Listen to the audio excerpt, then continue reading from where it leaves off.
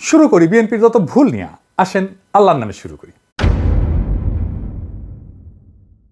বিএনপির সবচেয়ে বড় ভুল হইতেছে জিয়াউর রহমানের পজিশনিং শব্দটা মার্কেটিং এর শব্দ। আগে পজিশনিং শব্দ বলতে কি বোঝায় এটা বুঝেনি। এটাতে মার্কেটিং এ বলে প্রোডাক্ট পজিশনিং। এটা হলো মার্কেটিং এর একটা কৌশল, যার মাধ্যমে একটা পণ্যকে গ্রাহকদের মনে একটা নির্দিষ্ট এবং স্বতন্ত্র অবস্থানে স্থাপন করে দেয়। সহজ কথা, এটা হলো গ্রাহকদের মনে একটা ধারণা বা ভাবনা তৈরি করা যে পণ্যটা অন্য পণ্যের তুলনায় কিভাবে আলাদা, কিভাবে তাদের সমস্যার সমাধান করতে পারে। আমি একটা উদাহরণ দিই, ধরেন গাড়ির বাজারে পজিশনিং। ধরা যাক দুইটা গাড়ি আছে, গাড়ির নির্মাতা দুইটা, তাদের পণ্যের পজিশনিং করতেছে। মার্সিডিজ বেঞ্জ, এই যে মার্সিডিজ বেঞ্জ আর টয়োটা, দুইটাই গাড়ি একই কাজ করে, তাই না? কিন্তু কোন গাড়িটা কিনবেন, কে কিনবে? মার্সিডিজ বেঞ্জ এটা খুবই উঁচু মানের গাড়ি, বিলাসবহুল গাড়ি, আরামদায়ক গাড়ি, এটা সেফটি স্ট্যান্ডার্ড ভালো, মানে খুব স্পিডে যদি বাঘ ঘুরতে যায় তাহলে এটা উল্টায় পড়বে না।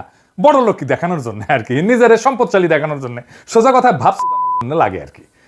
টয়োটা এটা নির্ভরযোগ্য, দীর্ঘমেয়াদী ব্যবহারের উপযোগিতা আছে, দামে সাশ্রয়ী, এটা রিসেল ভ্যালু ভালো, পার্টস পাওয়া যায় সব জায়গায়, তাই না?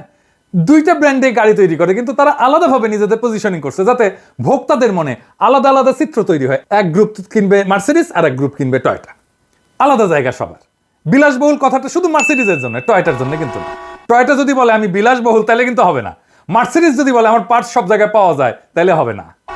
প্রোডাক্ট পজিশনিং মানে হলো প্রতিযোগিতামূলক বাজারে পণ্যটাকে এমনভাবে উপস্থাপন করা যাতে গ্রাহকরা সহজে বুঝতে পারে যে এই পণ্যটা কেন এই পণ্যের চেয়ে আলাদা এবং কেন গুরুত্বপূর্ণ তার জন্য। রাজনৈতিক দলেরও পণ্য আছে, সেটা তারা বেচা কেনা কথাটা শুনতে খারাপ লাগলেও এভাবে বললে সুবিধা হয়। তো আওয়ামী লীগের পণ্য কি? শরফদির বডিগার্ড। তারা বলে স্বাধীনতার নেতা, 6 দফা আন্দোলনের নেতা। আমরা অপছন্দ করলেও স্বাধীনতার অবিসংবাদিত নেতা হইতেছে শরফদির বডিগার্ড, মানে শেখ মুজিব পাকিস্তান আন্দোলনও করছিল, কিন্তু এটা আওয়ামী লীগ কিন্তু বলে না। জিয়ার পজিশনিং করছে কোথায়? বিএনপি। জিয়ার পজিশনিং করছে স্বাধীনতার ঘোষক, জেড ফোর্সের নায়ক। স্বাধীনতা কি জিয়া 1 নাম্বার ক্যারেক্টার স্বাধীনতা যুদ্ধে, মুক্তিযুদ্ধে? সে কি অবিসংবাদিত নেতা? আমি যাই বলি না কেন, এই স্বাধীনতার মাঠে কখনোই জিয়া মুজিবকে ছাড়াই যেতে পারবে না, তার ইমেজকে। পাকিস্তান আন্দোলনে মুজিব জিন্নাকে ছাড়াই যেতে পারবে না। তাহলে জিয়াকে কোথায় পজিশন করতে হইতো? জিয়া 7ই নভেম্বরের বিপ্লবের অবিসংবাদিত নেতা। 7ই নভেম্বর তো বিপ্লব হয়েছিল, সেই বিপ্লবের বিপ্লবীরা প্রফেসর ইউনূসের মতো জিয়াকে নেতার মুকুট পড়াইছিল। জিয়া নেতা হইতে চায় নাই, কিন্তু পরিস্থিতির প্রয়োজনে নেতৃত্ব গ্রহণ করছেন, ঠিক প্রফেসর ইউনূসের মতো। সক্রেটিস বলছিল সেই শাসকই শ্রেষ্ঠ শাসক যে অনিচ্ছুকভাবে শাসনভার নেয়। বাংলাদেশের ইতিহাসে 2 জন অনিচ্ছুক শাসক পাইছি, একজন প্রফেসর ইউনূস আর একজন জিয়াউর রহমান। জিয়াকে উচিত ছিল আগস্ট বিপ্লবের নায়ক হিসেবে পজিশন করা, সেটা বিএনপি করে নাই। জিয়াকে উচিত ছিল অনিচ্ছুক শাসক হিসেবে পজিশন করা, সেটাও সে করে নাই। সে নভেম্বর বিপ্লবকে ওনই করে না, 2024-এর বিপ্লবকেও বিপ্লব বলে স্বীকার করতে চায় না। বিএনপি আর তাদের বুদ্ধিজীবীরা বিপ্লব নামটা শুনলে কাপড় নষ্ট করে ফেলে, না জানি কি করতে হবে বিপ্লব কইলে। 2 নম্বর হইতেছে বিএনপির কোনো পলিটিক্যাল বয়ান নাই, মানে রাজনৈতিক বয়ান নাই। তো রাজনৈতিক বয়ান মানে কি? ধরেন আপনাকে যদি বলা হয় আপনার রাজনীতি কি, আপনার উত্তর কি হবে? খুব সহজ প্রশ্ন মনে হয়, কিন্তু গুছায় উত্তরটা দিতে গেলে দেখবেন ঠিক অতটা সহজ মনে হইতেছে না। মানে যদি চিন্তার স্বচ্ছতা থাকে, মানে চিন্তার স্বচ্ছতা মানে ধরুন অ্যাজিটেটল হয়ে যেতে হবে না। চিন্তার স্বচ্ছতা হলো আপনি যে বক্তব্য দেন সেই বক্তব্যটা কেন দিচ্ছেন, সে বক্তব্য কই থেকে আসছে সে সম্পর্কে একটা পরিষ্কার আইডিয়া, ধারণা থাকা, এইটারে বলে চিন্তার পদ্ধতি। তো এই চিন্তার পদ্ধতি সম্পর্কে সচেতন থাকাই হইল চিন্তার স্বচ্ছতা। চিন্তা করতে পারা এটা মেলা কঠিন কাজ। যেটা বলছিলাম যে আপনাকে যদি জিজ্ঞেস করে যে আপনার পলিটিক্সটা মূলত কি, আপনি আসলে কি করেন, কি চান, এই সমস্ত প্রশ্নের উত্তর দিতে গেলে আপনাকে একটা গল্প বলতে হবে। এই গল্পটাই হইতেছে বয়ান। যেমন ধরেন আওয়ামী লীগ কি বলবে যে সে 1000 বছরের বাঙালি জাতীয়তাবাদের রাজনীতি করে। আপনার এই দাবির পক্ষে একটা গল্প বলতে হবে আওয়ামী লীগকে। সেই গল্পটা হইতেছে সোনার বাংলার গল্প, সে সোনার বাংলায় ফিরে যেতে চায়। সে বলবে মুক্তিযুদ্ধের কথা, সোনার বাংলায় ফেরার পথে একটা মাইলস্টোন মুক্তিযুদ্ধ, সোনার বাংলায় ফেরার পথে আরেকটা মাইলস্টোন 52-র ভাষা আন্দোলন। এখন এই যে বয়ান, এই যে গল্পটা, এটা সমর্থনে যারা থাকবে তারা আওয়ামী লীগের। এমনও হতে পারে সে আওয়ামী লীগকে ভোটও দেয় না, কিন্তু মুক্তিযুদ্ধের এই গল্প, এই ন্যারেটিভ, এই বয়ান, স্বাধীনতার এই বয়ান, এটা সে বিশ্বাস করে। অর্থাৎ আওয়ামী লীগের পলিটিক্যাল ন্যারেটিভে তার কোনো আপত্তি নাই। তাহলে সে ভোট কেন দেয় না আওয়ামী লীগকে? দেয় না কারণ সে মনে করে আওয়ামী লীগ মুক্তিযুদ্ধ নিয়ে যে ন্যারেটিভ দাঁড় করেছে সেই ন্যারেটিভ অনুযায়ী সে চলতেছে না, মুক্তিযুদ্ধের ন্যারেটিভ সে পালন করে না। অর্থাৎ আওয়ামী লীগ খারাপ হয়ে গেছে। এছাড়া আওয়ামী লীগকে সমর্থন দিতে তার কোনো সমস্যা নেই। এই কারণে দেখবেন অনেকে বলে যে আমি আওয়ামী লীগের না, তবে শেখ মুজিব এবং মুক্তিযুদ্ধকে আমি অন করি। অর্থাৎ আওয়ামী লীগের বয়ানে যেই মুক্তিযুদ্ধের ইতিহাস সেটা পবিত্র হইল, আওয়ামী লীগ আর পবিত্র থাকে নাই পরে, সেটা সে মনে করে আওয়ামী লীগ খারাপ হয়ে গেছে। এই উদাহরণ দিই কয়েকটা, বুঝবেন আমি কাদেরকে বুঝাই। সিরাজুল ইসলাম চৌধুরী, আনু মোহাম্মদ, সিপিবি, এই যে বিএনপির ফজলুর রহমান, এমনকি মির্জা ফখরুল ইসলাম, এমনকি বিএনপির এখন সবগুলো নেতাই মোটামুটি আওয়ামী বয়ানে বিশ্বাস করে, তারা মুক্তিযুদ্ধে বিশ্বাস করে, তারা স্বাধীনতার যুদ্ধে বিশ্বাস করে, এবং আওয়ামী লীগ যেভাবে বলে 72-এর সংবিধান সেটাতেই বিশ্বাস করে। কিন্তু আওয়ামী লীগ করে না, সে বলে, সে মনে করে যে মুক্তিযুদ্ধের যে ন্যারেটিভ এইটার মধ্যে আসলে এটা আওয়ামী লীগ এটারে নষ্ট করে ফেলছে। তো এই গ্রুপটা, এই যে চেতনা মারানিদের গ্রুপটার আর একটা ডাইমেনশন আছে, যেই কারণে মুক্তিযুদ্ধকে তারা ওন করে, নিজের বলে মনে করে। সেটা কি? সেটা হইতেছে ধর্মনিরপেক্ষতা, অসাম্প্রদায়িকতা, প্রগতিশীলতা। আপনি দেখবেন বিএনপির নেতাগুলো এই কথাগুলোই বলে, এই তিনটা শব্দ এটা ব্যবহার করে যে কথাটা আসলে বলতে চায় সেটা কি, সেটা বলা সম্ভব না তাদের পক্ষে, সেজন্য এরকম শব্দগুলো বলে। এই শব্দগুলো হইতেছে ইসলাম বিদ্বেষ, মুসলমান বিদ্বেষ। মুক্তিযুদ্ধের যে বয়ান আমরা দেখি সেটা আসলে কাদের লেখা? কারা ঠিক করে দিছে যে মুক্তিযুদ্ধ বলতে এইটা বুঝতে হবে, এই জিনিসটা বুঝতে হবে? কে? মুক্তিযুদ্ধের ইতিহাস লিখছে ধর্মনিরপেক্ষতাবাদী প্রগতিশীলরা। তো প্রগতিশীলতা আর এই ধর্মনিরপেক্ষতার উৎস কোথায়? আমাদের দেশে। আসেন এটা একটু বুঝে দেখি। বাংলাদেশ রাষ্ট্র গঠনের 3টা পর্যায় আছে সুনির্দিষ্ট। 1 নম্বর পর্যায়, এই ভূখণ্ডে মুসলমানদের আগমনের পর থেকে ব্রিটিশদের কলোনি তৈরি হওয়া পর্যন্ত, তারপরে সেই কলোনি ভেঙে ভারত ভেঙে পাকিস্তান হওয়া পর্যন্ত, এরপরে বাংলাদেশ রাষ্ট্র সৃষ্টি হওয়া পর্যন্ত। এই ভূখণ্ডে হিন্দুদের কাছে মুসলমানদের আগমন কি, মানে ভারতবর্ষে কি মনে করে? এটা বহিঃশত্রুর আক্রমণ, তারা বাইরে থেকে আসছে। অন্য 8-10টা এই যে উপনিবেশ যারা করে, কলোনি যারা বানায়, তাদের মতো মুসলমানরাও কলোনি গাড়ছিল এই ভূখণ্ডে, যেমন ব্রিটিশরা করছে। তো এটাই হইতেছে হিন্দুত্ববাদের গোড়ার কথা, যে মুসলমানরা বহিরাগত, বাইরে থেকে আসছে। অথচ মুসলমানরা যে ব্রিটিশ বা ইউরোপিয়ানদের মতো কলোনি করে নাই, বরং নিজেরাই ভূখণ্ডে আইসা তাদের মতো করে এই ভূখণ্ডের লোকই হয়ে গেছে, এই ভূখণ্ডকে নিজের ভূখণ্ড করে নিছে, এখানে সংসার করছে, বিয়ে শাদী করছে, এখানে মারাও গেছে, এখানে মানুষ হয়ে গেছে, সম্পদ পাচার করে নাই সে যেখান থেকে আসছে। সেইটা কিন্তু এই হিন্দুত্ববাদীদের বয়ানে পাওয়া যায়। বখতিয়ার খলজি তো আসছে আফগানিস্তান থেকে, সে কি আফগানিস্তানে নিয়ে গেছে তার সম্পদ? না। তাহলে কথা দাঁড়াইলো এই যে মোদির মতো হিন্দুত্ববাদীদের কাছে মুসলমানরা হলে এই উপমহাদেশে কলোনাইজার, কলোনি করতে আসছে। এই কলোনাইজারদের কাছ থেকে বাঁচার একমাত্র উপায় হলো হিন্দুদের রাষ্ট্র গঠন করা। এটা বঙ্কিমচন্দ্রের রচনা পড়লেই বুঝবেন, শরৎচন্দ্রের রচনা পড়লেই বুঝবেন, দেখবেন যে কেন কিভাবে হিন্দুদের রাষ্ট্র গঠন করতে হবে। এই বয়ান দাঁড় করানোর জন্য বঙ্কিম সারা জীবন কাজ করে গেছে। তাহলে বিষয়টা দাঁড়াইলো যে ভারত বা হিন্দুত্ববাদ এমন বয়ানই দাঁড় করাবে বা এমন বয়ানকে সমর্থন করবে যেটা হিন্দুত্ববাদের স্বার্থকে মুসলমান জনগণের স্বার্থের উপরে দাঁড় করাবে। আচ্ছা, এবার আসেন দেখি, আপনি যদি আমাদের এই দিককার পূর্ববঙ্গের বা বাংলাদেশের রাজনৈতিক ইতিহাস দেখেন, এখানে মূল দ্বন্দ্বটা আসলে কিসের ছিল? এই ভূখণ্ডের জনগোষ্ঠীর লড়াইটা কি নিয়েছিল? আসেন সেটা একটু বুঝে দেখি, তাহলে আমরা বুঝতে পারবো যে আসলে আমরা কোথায় যাইতেছি এবং কোথায় থেকে কোথায় আসলাম। দ্বন্দ্বটা মূলত জমি নিয়ে। জমি নিয়ে কেন?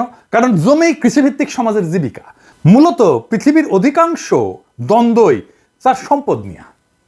আমাদের কৃষিভিত্তিক সমাজের সম্পদ তো জমি, তাই দ্বন্দ্বটা জমি নিয়ে হওয়ার কথা।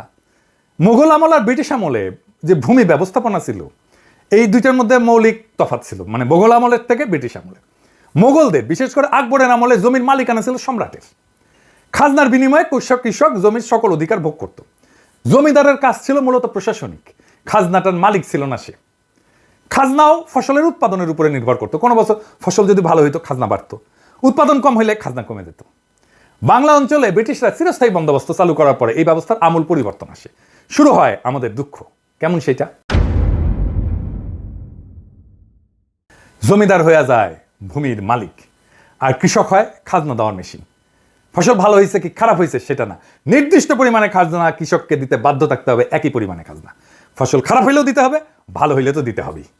মোগল এবং ব্রিটিশ আমলে জমিদারদের পার্সেন্টেজ করেন, তাহলে দেখবেন যে মোগল আমলে আনুমানিক 60 থেকে 70% জমিদার ছিল হিন্দু, বাকিটা মুসলমান এবং অন্যান্য ধর্মের। ব্রিটিশ আমলে এই সংখ্যাটা বাইরে হিন্দু জমিদারদের ক্ষেত্রে দাঁড়ায় 70 থেকে 80% হিন্দু জমিদার, মুসলমান এবং অন্যান্য ধর্মের জমিদারদের সংখ্যা দাঁড়ায় 20 থেকে 30%। অর্থাৎ মুসলমানরা মূলত বহিঃশত্রু, এই ধারণা থেকেই হিন্দু এলিটরা সবসময় ক্ষমতার কেন্দ্রে তাদের অবস্থানটা নিশ্চিত করছিল।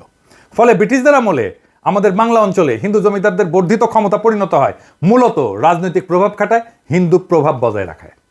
আর এই চিরস্থায়ী বন্দোবস্তের জমিদারি প্রথায় হইয়া দাঁড়ায় বাংলায় ফিরে পাওয়া সেই ক্ষমতা যা হিন্দু রাষ্ট্রে সে পাইতে চাইছিল, বা মুসলমানদের আগমনদের আগে যেই ক্ষমতাটা হিন্দুদের ছিল।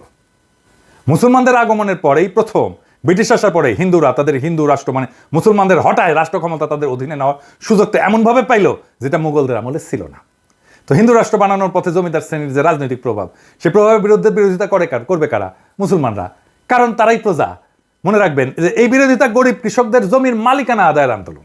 কৃষকদের দিক থেকে এই আন্দোলন কোনো মুসলমান রাষ্ট্র গঠনের স্বপ্ন না, বা মুসলমান রাজত্ব ফিরে পাওয়ার স্বপ্ন না, সে ধর্ম প্রতিষ্ঠা করতে আসতেছে না, এটা স্রেফ জমিদারি প্রথার নিষ্পেষণের বিরুদ্ধে প্রতিবাদ। এই আন্দোলনের নেতৃত্ব কারা দিচ্ছে আপনি যদি নাম দেখেন, এইটা দেখেন ফকির মজনু শাহ, হাজী শরীয়তুল্লাহ, দুদু মিয়া, তিতুমির, নুরুল দিন। এই আন্দোলন করছে মুসলমান হিন্দু কৃষকেরা মিলে, যারা হিন্দু জমিদারদের নিষ্পেষণ থেকে বাঁচতে চাইছিল। বাংলা অঞ্চল মানে পূর্ব বাংলা অঞ্চল, আজকে যেটা বাংলাদেশ, সেটা মুসলমান অধ্যুষিত হয়। এখানে মুসলমানদের পরিচালিত বিদ্রোহগুলাই এই জনপদের জনগণের রাজনৈতিক চিন্তার গঠনে সবচেয়ে শক্তিশালী প্রভাব রাখছে। দেখেন হাজী শরীয়তুল্লাহ প্রশ্ন উঠাচ্ছে যে জমির মালিক তো আল্লাহ, কোনো মানুষ না, ফলে জমিদারদের এই জমির মালিকানা আমরা মেনে নেব কেন?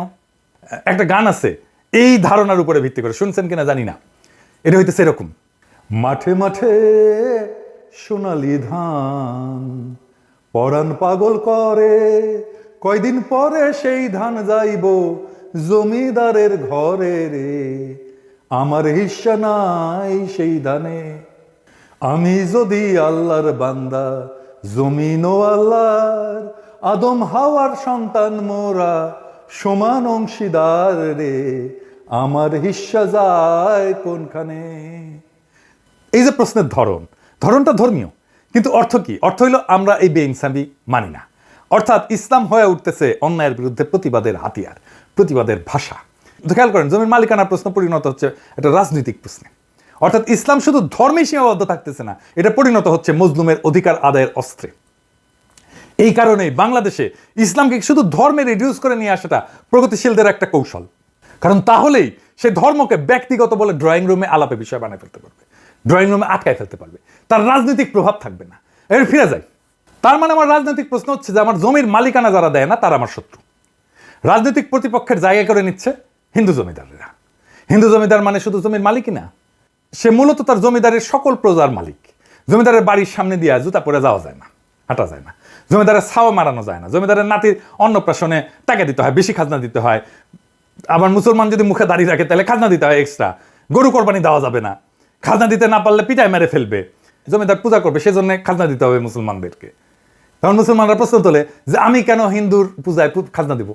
এই জমিদারদের নির্যাতনের ইতিহাস জানতে হবে আপনাদেরকে, কি বিভৎস নির্যাতন করত। যাই হোক, ফলে জমিদারি উচ্ছেদের যে প্রকল্প, সেটা শুধু জমির মালিকানা পাওয়ার মধ্যে সীমাবদ্ধ থাকে না, সেটা নিজের জন্য রাষ্ট্র বানানোর একটা প্রকল্পে পরিণত হইতে থাকে। এমন রাষ্ট্র যেখানে কৃষক তার জমির মালিকানা পাবে তো বটেই, সেই রাষ্ট্রে সে মানুষ হিসেবে বেঁচে থাকার অধিকার পাবে। এই প্রেক্ষাপটেই বাংলার মুসলমানরা বঙ্গভঙ্গের পক্ষে দাঁড়াইছিল। কারণ বাংলা ভাগ মানে এই বঙ্গের জমিদারি কলকাতার জমিদাররা হারাবে, তার মুক্তি ঘটবে। আর এই বঙ্গভঙ্গের বিরোধিতা করছে রবীন্দ্রনাথরা, কারণ জমিদারি গেলে বজরাই বৈশা নিশ্চিন্তে প্রেম সঙ্গীত লেখা যাবে না, জমিদারি যাওয়া মানে পেটে টান পড়া। তাই লিখতে হইল আমার সোনার বাংলা, আমি তোমায় ভালোবাসি। এই সোনার বাংলা কোনটা? এইটা। কোন ভূখণ্ডকে রবীন্দ্রনাথ সোনার বাংলা বলছিলেন? এইটা। রবীন্দ্রনাথের সোনার বাংলা এইটাই। শুধু জাতীয় সঙ্গীত নিয়ে হাউকাউ না কইরা এই সোনার বাংলা আয়না থেকে বা আমার বাকশালীটা। কিন্তু পরিহাসের বিষয় হলো পূর্ব বাংলা তাকে ভালোবাসে না। কিন্তু এই জমিদারি রক্ষার গানটাই হয়ে দাঁড়ায় জমিদার বিরোধী জনগণের রাষ্ট্রের জাতীয় সঙ্গীত। কি তামাশা! এই জমিদার বিরোধী আন্দোলনে আসলে কি ঘটে? হিন্দু জমিদারদের যে অর্থনৈতিক, রাজনৈতিক আর সাংস্কৃতিক প্রভাবের কথা বলছি, সেই প্রভাবে প্রথম সংগঠিত আঘাত হয়ে নেয় এই মুসলমান কৃষকেরা। ফলে এই যে জমিদার শ্রেণীর যে আধিপত্য এবং আপামর হিন্দুদের যে আধিপত্য, তার উপরেও আঘাত পড়ে। একজন হিন্দু কৃষক এবং মুসলমান কৃষকের মধ্যে তফাৎ হইল যে ওই হিন্দু কৃষক মানসিকভাবে জমিদারদের সাথে অবস্থান করে, আর মুসলমান কৃষকটা থাকে দ্বিতীয় শ্রেণীতে। এমন তথ্য আপনি ইতিহাসেই পাবেন। জমিদার বাড়িতে দুই কৃষক গেল, একজন হিন্দু আর একজন মুসলমান। একজন বসলো পাটিতে আর একজন বসলো মাটিতে। কে মাটিতে বসলো বলে মনে করেন? মুসলমান কৃষক। দরিদ্র কৃষক হইলেও শুধুমাত্র হিন্দু হওয়ার কারণে আপনি সাংস্কৃতিকভাবে শক্তিমান হয়ে উঠবেন, নিজের শক্তি ফিল করবেন। এটা আপনি দেখতে পাবেন, এখনো দেখতে পাবেন যে আওয়ামী লীগের কাছ থেকে জীবনে একটা উপকার পায় নাই, কিন্তু বা চায় নাই, কিন্তু জুলাইয়ের গণহত্যাকে অস্বীকার করে এমন আওয়ামী লীগ সমর্থকের দিকে খেয়াল করে দেখলে বুঝবেন এরা আওয়ামী লীগ ক্ষমতায়, এই চিন্তাটাই তাকে ক্ষমতাবান করে তোলে। সে মনে করে আমি ক্ষমতার একটা অংশ, আমার একটা আলাদা ক্ষমতা আছে। ফলে মুসলমান কৃষক যখন হিন্দু জমিদারদের বিরুদ্ধে বিদ্রোহ করে, তার মনে তখন এই ব্যবস্থা উচ্ছেদের স্বপ্ন থাকে নতুন রাষ্ট্রের। এই রাষ্ট্রের স্বপ্নই তাকে দেখাইছিল পাকিস্তান, দেখাইছিল জিন্নাহ। ফলে পূর্ববঙ্গের মুসলমান এই পাকিস্তানের পক্ষে দাঁড়ায়। পাকিস্তান রাষ্ট্রের ধারণা আসছিল মূলত গান্ধীদের হিন্দুত্ববাদী ভারত বানানোর বিরোধিতা থেকেই। মুসলমানরা এই দেশে বহিরাগত শত্রু, এই ধারণার কন্টিনিউশন, ধারাবাহিকতা হইতেছে কংগ্রেস। যা বলতেছিলাম যে এই পাকিস্তান যখন বলে যে আমরা জমিদারি প্রথা উচ্ছেদ করে দেবো, তখন পূর্ববঙ্গের মানুষ কোনো দিকে না তাকায় তাকে সমর্থন করে। কারণ এমন একটা রাষ্ট্রের স্বপ্নই তো তারা এতদিন ধরে দেখছে। পাকিস্তান সৃষ্টি করতে চাওয়া আর গরিব মুসলমান কৃষকের পাকিস্তান রাষ্ট্র বানানোর প্রশ্নের সমর্থন দেওয়া এক না, এটা একটু মনে করাই দিতে চাই। পূর্ববঙ্গের জনগণের সমর্থন নেওয়ার জন্যই মূলত এই কথার উদ্ভব হয়েছিল এবং জনগণ তাতে সায় দিছিল স্বাভাবিকভাবে। তো স্বাদের জমিদারি উচ্ছেদ হয়ে যাবে, এটা মানা স্বাভাবিকভাবে অসম্ভব হিন্দু জমিদারি এলিটদের জন্য। হিন্দুত্ববাদী রাষ্ট্র প্রকল্পের জন্য এটা সবচেয়ে বড় শত্রু। কিন্তু বাস্তবতা হইল পাকিস্তান তৈরি হয় এবং স্বাদের জমিদারি জয় বাংলা হয়ে যায়। অর্থনৈতিক প্রতিপত্তি যদি চলে যায় হিন্দু জমিদারদের, তাহলে বাকি থাকে কি? হিন্দু জমিদারদের হাতে তখন একটা মাত্র অস্ত্র থাকে, সেটা হইল সাংস্কৃতিক আধিপত্য, বয়ানের আধিপত্য। শুধুমাত্র তাহলেই পাকিস্তানকে ভাঙা যাবে। পাকিস্তান রাষ্ট্রে বহু সমস্যার কারণে পাকিস্তানকে সবচেয়ে বেশি সমর্থন করা বাঙালি মুসলমান কৃষকের স্বপ্নভঙ্গ হয় কিছুদিনের মধ্যেই। কেন হয়, কখন হয়, একটু বুঝাই দেখি। প্রথম হয় ভাষা আন্দোলনে 52-তে। ভাষা আন্দোলন কিন্তু কোনো মাতৃভাষার আন্দোলন ছিল না, শুনলে খারাপ লাগবে, কিন্তু আসলে কেন ভাষা আন্দোলনটা হইল? এইটা ছিল গরিব কৃষকের ছেলের চাকরি পাওয়ার আন্দোলন। জমিদারি প্রথার শিকল থেকে রক্ত দিয়ে বেড়ে আসে কৃষক যখন শোনে রাষ্ট্রের ভাষা হবে উর্দু, অর্থাৎ সে বাংলায় কথা বলার ছেলে আর সে চাকরি পাবে না, সে বিদ্রোহ করে বসে। 52-র ভাষা আন্দোলন এই দেশের মেহনতি মানুষকে চেনার একটা বিশাল সুযোগ। পাকিস্তান আন্দোলন করে পাকিস্তান বানানো বাঙালি মাত্র 5 বছরের মাথায় রাষ্ট্রের বিরুদ্ধে বিদ্রোহ করে বসে। ফলে এদেশের জনগণ যে নিজের স্বার্থ বুঝে এবং বুঝে নিতে চায়, অন্তত তাকে বেশি দিন মুখে শুষ্নি দিয়ে চুপ করে রাখা যায় না, সেটা এই ঘটনায় বোঝা যায়। আমি এই জন্যই বলতাম, বারে বারে বলতাম, হাসিনার শাসন টিকবে না, কোথাও কোনো প্রতিরোধ নাই। আমি তখনও বলছি টিকবে না, আপনারা অবিশ্বাস করছেন অনেকেই, বলেন আমি বাড়ায় বাড়ায় বলি, আমি সকাল সন্ধ্যা হাসিনাকে ফেলাই দিই। এটাই আমাদের শক্তি। অনেকে আবার বলে যে আবার ফ্যাসিবাদ আসবে, আসতে পারে, টিকবে না। অনেকে বলে ভারতীয় আধিপত্যবাদ আসবে, আসতে পারে, টিকবে না। অনেকে বলে বিএনপি আওয়ামী লীগের শাসনের মতোই শাসন চালাইতে পারে, টিকবে না। বাংলাদেশের মাটিতে বাতাসে এমন কিছু একটা আছে, এটা মাথা নোয়ানোর না। এটা আমি আপনি না থাকি, বাংলাদেশ আবার জায়গা উঠবে, বাংলাদেশ আবার প্রতিরোধ করবে। যা বলছিলাম যে হিন্দু জমিদারদের শ্রেণীর যা সাংস্কৃতিক বয়ান, এই আধিপত্য, এই আধিপত্য তৈরি করে কে? আধিপত্যই তৈরি করে প্রগতিশীলতা, অসাম্প্রদায়িকতা এবং ধর্মনিরপেক্ষতার নামে। কারা করে?